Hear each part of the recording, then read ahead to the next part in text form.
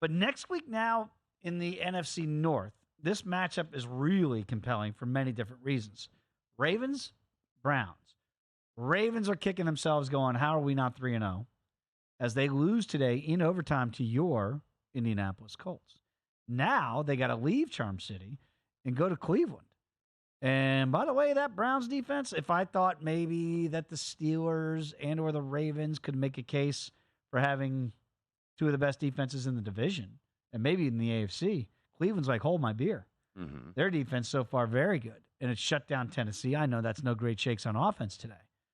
But this number opened Cleveland as a small favorite. It's getting bet a little bit to the Browns side now as we're seeing a little uptick here towards the Brownies. Is this the right initial line move, Wes Reynolds? I can certainly understand it.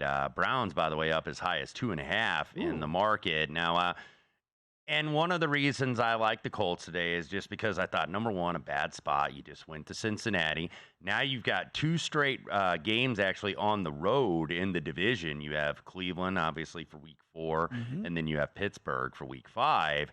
So that was just the ultimate of sandwich spots today for Baltimore, and it proved to be as the Colts get the win in overtime. But really, it's Baltimore's injuries. I just think have kind of caught up with them. You get by with them for a while, but you know you're out Dobbins the rest of the season. You know you're out Marcus Williams for an indefinite amount of time. Your best safety. Your best corner, Marlon Humphrey, is really the key to your whole defense. You didn't have OBJ today with the bum ankle. You didn't have Jason Owe, one of your pass rushers today.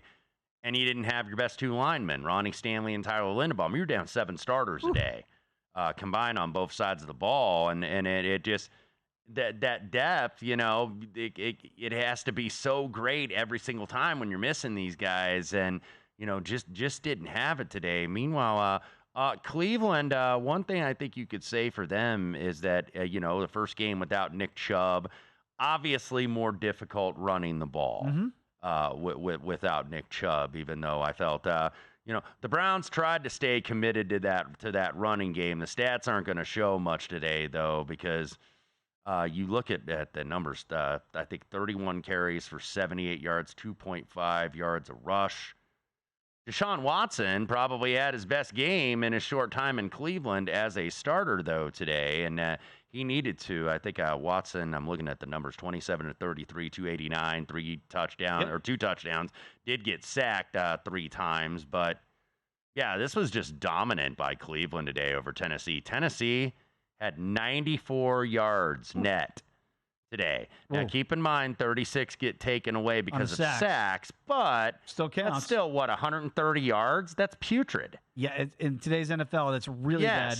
And again, those stats do count against you on the sacks, but I think it's a legit thing because it shows that your offense is going in reverse more often, right? So I think that actually is a fair indication of where you're mentioning here with less than 100 yards of total offense. So now, when you look at the total of this Browns and Ravens game, that's where the big jump or demarcation line has happened because it opened around 44.5. Immediately got bet down here a couple hours ago here in the marketplace from 44 down just a little bit to 43.5. Now, I'm seeing 41s. I'm seeing 41.5s.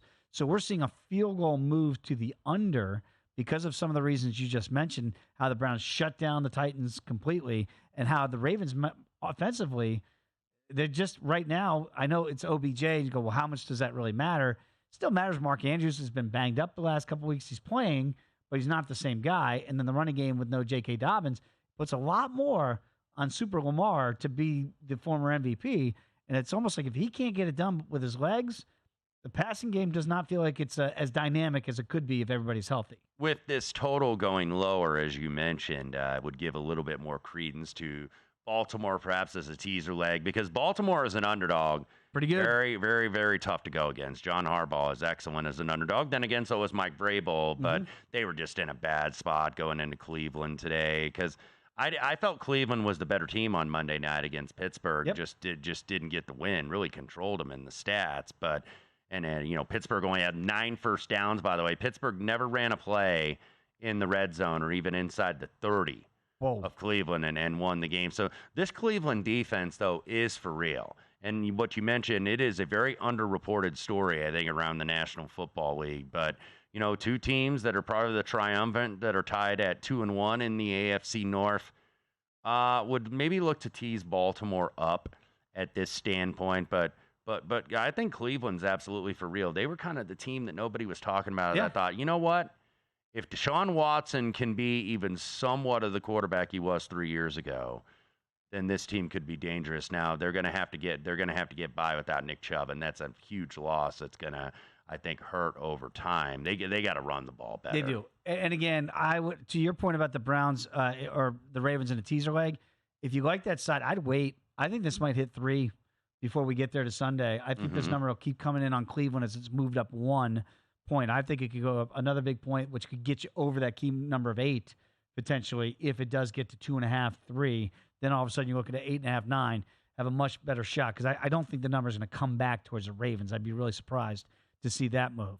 Go to VSiN.com/subscribe to become a VSiN Pro subscriber today.